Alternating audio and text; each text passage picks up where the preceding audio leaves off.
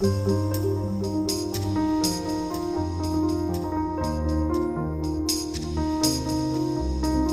produção das estruturas de concreto em unidades industriais, também conhecida como pré-fabricação em concreto, é um sistema construtivo com mais de 50 anos de história no Brasil. Utilizado isoladamente ou em combinação com outros sistemas, a pré-fabricação em concreto pode ser aplicada em diversos segmentos: indústrias, varejo, shopping centers, centros de distribuição e logística, arenas esportivas, pontes, viadutos, passarelas, edifícios residenciais e comerciais.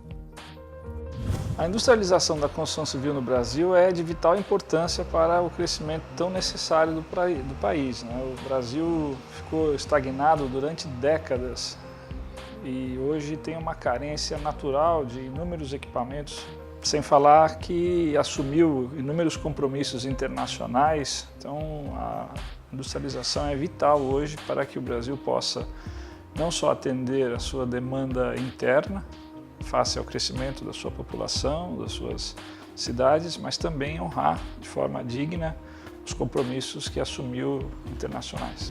O que distingue a pré-fabricação em concreto dos sistemas convencionais são as chamadas situações transitórias: movimentação, transporte, armazenamento e montagem, bem como as ligações que conectam os elementos estruturais. O sistema construtivo pré-fabricado em concreto apresenta desempenho ideal quando os projetos arquitetônico e estrutural são desenvolvidos de forma integrada, procurando ao máximo a modularidade. O projeto ele tem que ser detalhado com bastante precisão, né? Ele tem que ser pensado, concebido para ser industrializado. Você tem que ter uma preocupação muito grande com, por exemplo, modulação, com a estandartização de elementos, né, com a repetitividade, ou seja, a pré-fabricação pressupõe repetição de peças similares, né? Você pode ter até algumas diferenciações no conceito geral, mas você tem que pensar sobretudo na repetição, na possibilidade de repetição. Fundamentalmente, o arquiteto tem que conhecer os sistemas, né? E essa crítica de que a pré-fabricação dificulta. Eu acho sempre que há uma possibilidade de você contornar, estudar possibilidades em conjunto com a indústria. Eu acho que o arquiteto tem que trabalhar muito com a indústria, junto com a indústria, entender os processos. E desse bom entendimento, certamente vão surgir coisas muito boas e interessantes para todos os lados. A utilização de equipamentos para montagem, gruas, guindastes e MUNC eleva a produtividade, assumindo o papel de extrema importância. O planejamento de montagem e sua interface com as etapas anteriores de projeto e produção, aliados às necessidades do cliente, estabelecerá o cronograma a ser atendido. A definição da solução estrutural e da logística a ser adotada depende também do terreno escolhido, cujas condições e acesso são determinantes para o uso do sistema. É de fundamental importância que todas as etapas, projeto, produção e montagem, e requisitos de controle de qualidade estabelecidos, estejam em conformidade com a NBR 9062. Norma de projeto e execução de estruturas de concreto pré-moldado estabelecida pela ABNT. Esse movimento todo da construção civil, ele tem exigido muito essa velocidade na construção, tá? E, consequentemente, a gente só vai corresponder a isso se a gente cada vez mais potencializar essa industrialização. Nós não temos os mesmos recursos, os mesmos profissionais que nós tínhamos há 10 anos atrás, 12 anos atrás, que iam para canteiro de obras e no canteiro de obras se tomavam as decisões, se faziam as soluções. Hoje a gente tem que pensar muito no antes, né? E quanto mais você detalhar, você planejar, você pensar no antes, você consegue ganhar esse prazo e essa velocidade dentro do canteiro de obras, né? Se a gente quiser continuar crescendo, a gente vai ter que acreditar e investir na industrialização. Fundamentalmente, a gente entende hoje, né, que o canteiro de obra tem que ser uma área de montagem.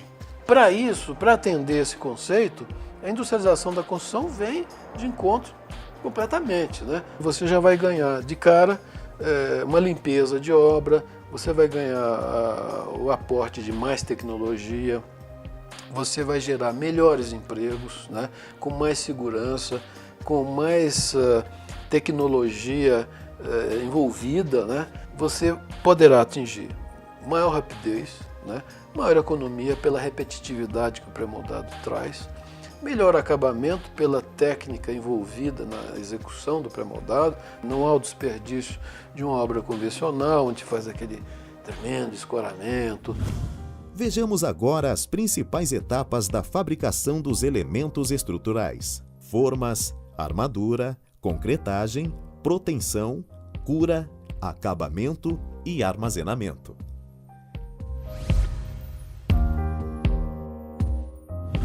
O processo tem início no recebimento das matérias-primas, cimento, agregados e aditivos e aço, e dos materiais que serão utilizados para a execução dos elementos de ligação, insertos e aparelhos de apoio.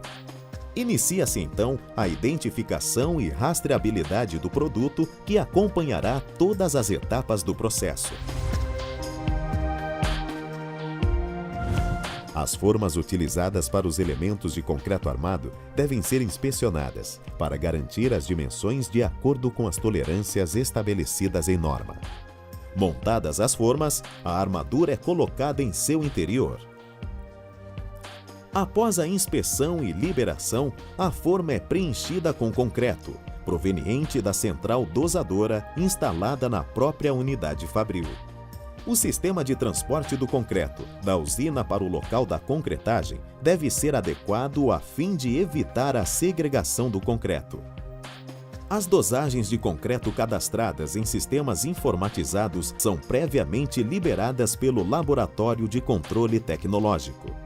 A resistência das peças é verificada pelo ensaio de resistência à compressão dos corpos de prova, moldados durante a aceitação do concreto. O uso de concreto protendido minimiza as chances de fissuração da estrutura graças às forças proteção que sobre ele atuam de maneira permanente. Tais forças submetem o elemento a um esforço extra de compressão, permitindo uma maior resistência mecânica e maior controle sobre as deformações em relação às ações do projeto. As peças de concreto protendido possibilitam vãos maiores na estrutura, além de otimizar o rendimento mecânico das seções dos elementos estruturais. O aço utilizado é especial para proteção, tecnicamente diferente do usado para confeccionar barras e vergalhões do concreto armado. As peças são produzidas em pistas de proteção, nas quais as forças são aplicadas por pré-tração no aço, antes da concretagem, diferentemente do que ocorre usualmente nas obras convencionais, em que as forças são aplicadas posteriormente, pós-tração. Neste caso, o procedimento não é conhecido como desforma, mas como liberação da proteção, que só pode ser realizada após a resistência do concreto ter atingido 21 MPa. Conforme estabelece a norma, a cura pode ser natural ou aquecida, e é ela que controla a velocidade com a qual a água livre, não utilizada para a hidratação do cimento, deixa o concreto. A rapidez com que o fenômeno acontece poderá gerar tensões que levarão à fissuração, fazendo com que os cuidados tomados em relação à durabilidade do elemento concretado sejam perdidos. Por esta razão, a cura é uma etapa fundamental no processo. Antes de serem armazenadas ou enviadas para os canteiros de obras, as peças passam por etapa de acabamento quando são corrigidas eventuais imperfeições estéticas. Caso haja falhas que comprometam o elemento estrutural, as peças devem ser corrigidas apropriadamente. No entanto, se o controle tecnológico dos procedimentos tiver sido rigoroso, o resultado esperado é a aprovação de todas as peças.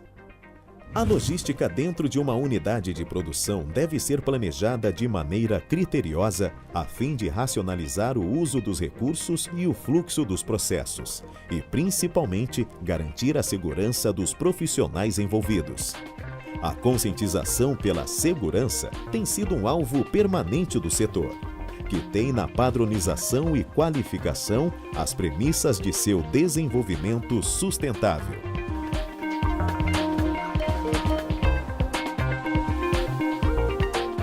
A industrialização é um caminho sem volta.